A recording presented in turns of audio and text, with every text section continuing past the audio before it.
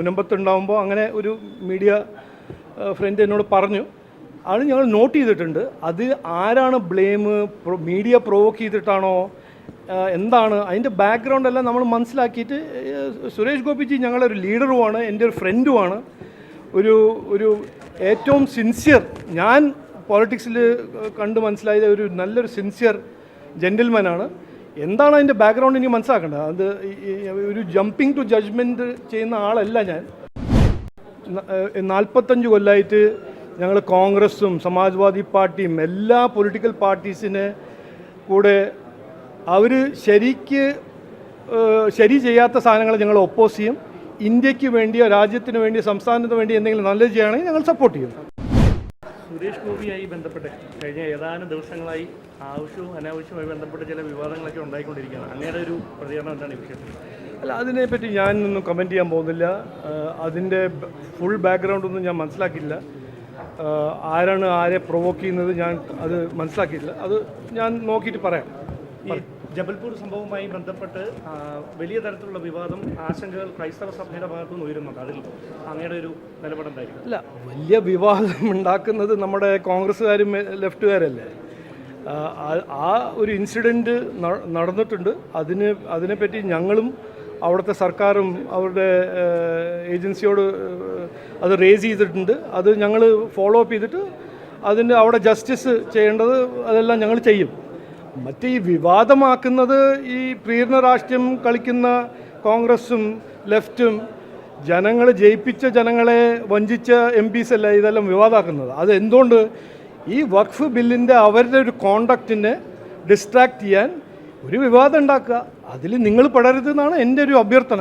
ക്രൈസ്തവ സഭ പാർട്ടി തുടങ്ങാൻ പോവുകയാണ്.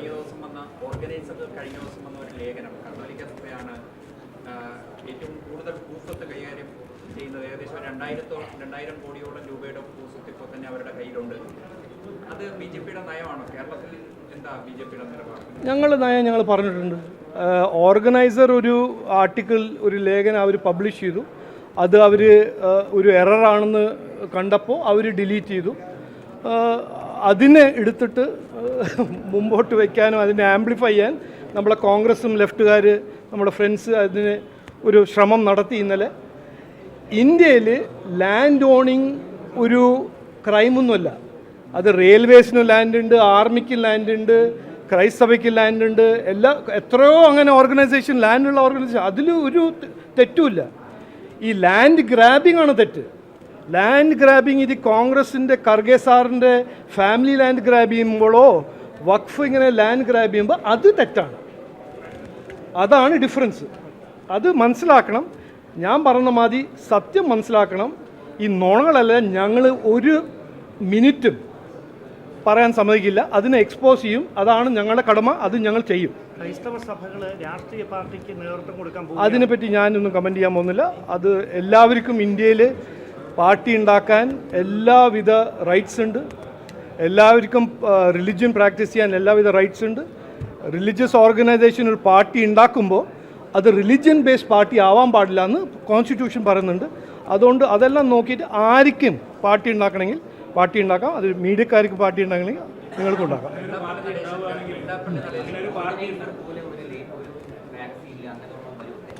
എന്തോ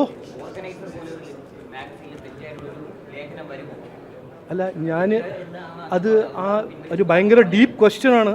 എനിക്ക് മനസ്സിലായി. അത് അവരോട് ചോദിച്ചാൽ കൊള്ളാം. എന്നോട് ചോദിച്ചിട്ട് കാര്യമില്ലല്ലോ. അവർ പറഞ്ഞത് ഞാൻ റിപ്പീറ്റ് ചെയ്യുന്നു. അല്ല, ആ കോൺട്രവേഴ്സിയിൽ എന്നെ ഡ്രാഗ് ചെയ്യേണ്ട ഒരു ആവശ്യമില്ല. ഞങ്ങൾ നോക്കോ, ഞങ്ങൾ ഒരു 45 കൊല്ലമായിട്ട് ഞങ്ങൾ കോൺഗ്രസും സമാജ്വാദി പാർട്ടിയും എല്ലാ പൊളിറ്റിക്കൽ പാർട്ടീസിനെ കൂടെ അവർ ശരി ചെയ്യാത്ത സാധനങ്ങൾ ഞങ്ങൾ ഒപ്പോസ് ചെയ്യും. ഇന്ത്യക്ക് വേണ്ടിയോ രാജ്യത്തിന് വേണ്ടിയോ സംസ്ഥാനത്തിന് വേണ്ടി എന്തെങ്കിലും നല്ലത് ചെയ്യുകയാണെങ്കിൽ ഞങ്ങൾ സപ്പോർട്ട് ചെയ്യും. അതാണ് ഞങ്ങളുടെ ഫിലോസഫി. ഞങ്ങളുടെ എന്താണ്, എല്ലാവർക്കും വേണ്ടി ഒരു പണി ചെയ്യാനും അത് എല്ലാവരുടെ ജീവിതത്തിലൊരു വ്യത്യാസം കൊണ്ടുവരാൻ ആരാണെങ്കിലും ഞങ്ങൾ അവരുടെ കൂടെ അധ്വാനിക്കാനും പണിയെടുക്കാൻ തയ്യാറാണ്. അത് ഈ പാർട്ടിയാണോ മറ്റേ പാർട്ടിയാണോ ബി പാർട്ടിയാണോ സി പാർട്ടിയോ, അതുകൊണ്ടല്ലേ BDJസിൻ്റെ കൂടെ ഞങ്ങളൊരു അലയൻസ് ഉണ്ടാക്കിയിരിക്കുന്നത്. ബംഗ്ലാദേശ് എന്ന് പറയുന്നത് മലപ്പുറം ഒരു പ്രത്യേക രാജ്യം പോലെയാണ്.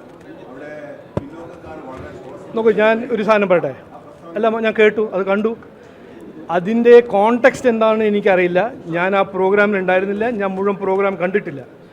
പക്ഷേ OBC റിസർവേഷൻ, ഈഴവ കമ്മ്യൂണിറ്റി നമ്മുടെ നാട്ടിൽ വലിയൊരു കമ്മ്യൂണിറ്റിയാണ്. അവർക്ക് വേണ്ടി കോൺസ്റ്റിറ്റ്യൂഷനും ഗവൺമെൻറ്റിലും OBC റിസർവേഷൻ എന്ന് പറഞ്ഞൊരു സംവിധാനമുണ്ട്.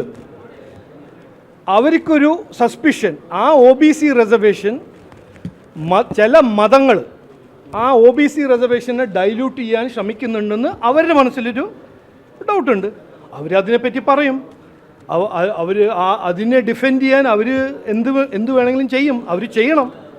അതുകൊണ്ട് ആ സ്റ്റേറ്റ്മെൻറ്റിന് എന്ത് കോണ്ടെക്സ്റ്റാണ് എനിക്ക് പറയാൻ കഴിയില്ല. അതുകൊണ്ട് അതിനെപ്പറ്റി ഞാൻ കമൻറ്റ് ചെയ്യാൻ പോകുന്നില്ല. ബട്ട് ഈ OBC റിസർവേഷൻ ഈഴവ കമ്മ്യൂണിറ്റീസും മറ്റേ OBC കമ്മ്യൂണിറ്റീസും വേണ്ടിയിട്ട് കോൺസ്റ്റിറ്റ്യൂഷണൽ പ്രൊവിഷനാണ്. അത് ആരും ബാക്ക് ഡോർ കൂടെയോ ഒരു മതം ബേസ്ഡ് റിസർവേഷൻ ആക്കാൻ ശ്രമിക്കാൻ പാടില്ല. അതിന് ഞങ്ങൾ ഓപ്പോസ് ചെയ്യും. ഈ സുരേഷ് ഗോപിയെ പറ്റി പറഞ്ഞത് ഞങ്ങളുടെ പാർട്ടിയുടെ ദേശീയ സമിതി അംഗം കൂടിയാണ്, കേന്ദ്രമന്ത്രിയാണ്. മാധ്യമങ്ങൾക്ക് ഒരു തരത്തിലും ആക്സസ് ഇല്ല. മാത്രമല്ല മാധ്യമങ്ങൾ ഭയങ്കരമായി അവഹേളിക്കുന്ന തരത്തിൽ നിരന്തരം. നോക്ക്, ഞാൻ അതിൽ എനിക്ക് ഒന്നും പറയാനില്ല. അത് ഞാൻ ഇന്നലെ മുനമ്പത്തുണ്ടാകുമ്പോൾ അങ്ങനെ ഒരു മീഡിയ ഫ്രണ്ട് എന്നോട് പറഞ്ഞു. അത് ഞങ്ങൾ നോട്ട് ചെയ്തിട്ടുണ്ട്. അത് ആരാണ് ബ്ലെയിം, മീഡിയ പ്രൊവോക്ക് ചെയ്തിട്ടാണോ എന്താണ് അതിൻ്റെ ബാക്ക്ഗ്രൗണ്ട് എല്ലാം നമ്മൾ മനസ്സിലാക്കിയിട്ട്. സുരേഷ് ഗോപിജി ഞങ്ങളൊരു ലീഡറുമാണ്, എൻ്റെ ഒരു ഫ്രണ്ടുമാണ്, ഒരു ഏറ്റവും സിൻസിയർ, ഞാൻ പോളിറ്റിക്സിൽ കണ്ട് മനസ്സിലായത് ഒരു നല്ലൊരു സിൻസിയർ ജെൻറ്റിൽമാനാണ്. എന്താണ് അതിൻ്റെ ബാക്ക്ഗ്രൗണ്ട് എനിക്ക് മനസ്സിലാക്കേണ്ടത്. അത് ഒരു ജമ്പിങ് ടു ജഡ്ജ്മെൻറ്റ് ചെയ്യുന്ന ആളല്ല ഞാൻ. അത് ഞാൻ മനസ്സിലാക്കിയിട്ട് സംസാരിക്കാം. അല്ല, ഞങ്ങൾ മീഡിയക്കാരുടെ കൂടെയും ആരെയും എല്ലാവരുടെ കൂടെയും റെസ്പെക്റ്റ്ഫുള്ളി പെരുമാറിക്കുന്ന ഒരു പാർട്ടിയാണ്. അത് ഞങ്ങളുടെ ഒരു കോർ DNA-ലുണ്ട്. ഇത് എന്താണ് അതിൻ്റെ ബാക്ക്ഗ്രൗണ്ട് ഞാൻ ചോദിച്ചിട്ട് മനസ്സിലാക്കിയിട്ട് പറയാം.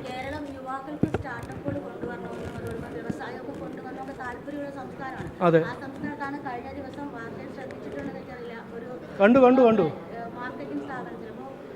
അത് ഭയങ്കര ഒരു കൊണ്ടുവന്ന സാധനമാണ്. ഈ കേരളത്തിൻ്റെ യുവാക്കൾക്ക് തൊഴിലില്ല, അവർക്ക് വിദ്യാഭ്യാസ സംഘടനകളിൽ വയലൻസ് അവർക്ക് ബെയർ ചെയ്യണം.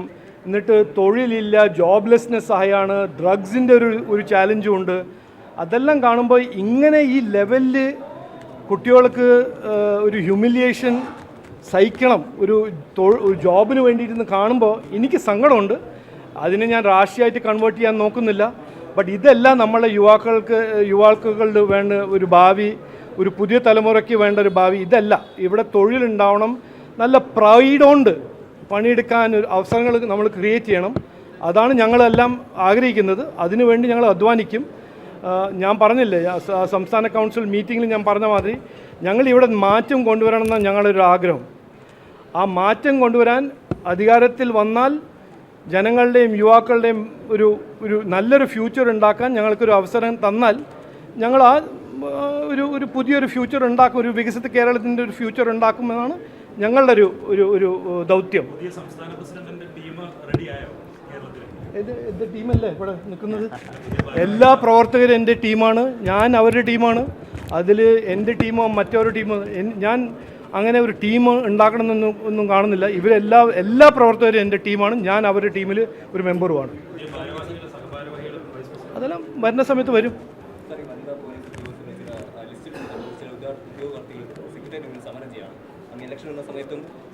CPOs ഞാൻ എന്താ പറയേണ്ടത്? ഇത് ആശാ വർക്കേഴ്സാണോ, KSRTC വർക്കേഴ്സാണോ? പെൻഷൻ 4-5 മാസമായിട്ട് കിട്ടുന്നില്ല. വനിതാ പോലീസ്, CPO അവർക്ക് എൻട്രൻസ് എക്സാമെല്ലാം പാസ് ചെയ്ത് കഴിഞ്ഞിട്ട് അവർക്ക് തൊഴിൽ കിട്ടുന്നില്ല. സംസ്ഥാന ഗവൺമെൻറ് തൊഴിൽ കൊടുക്കുന്നില്ല. അപ്പോൾ ഇതെല്ലാം നമുക്ക് കാണാൻ പറ്റുന്നൊരു ഒരു സൗകര്യമല്ല, ഇത് കാണുന്നതല്ലേ. അതുകൊണ്ട് അതിനെപ്പറ്റി ഞാൻ എന്ത് പറയാനാണ്? ഇവിടെ മാറ്റം വരണമെന്ന് മാത്രമല്ല പറയേണ്ടത്, വേറെ ആ മാറ്റം കൊണ്ടുവരാൻ ഞങ്ങൾ അധ്വാനിക്കും. ജനങ്ങളെ സപ്പോർട്ട് ചെയ്യണമെന്ന് ഞാൻ അഭ്യർത്ഥിക്കുന്നു.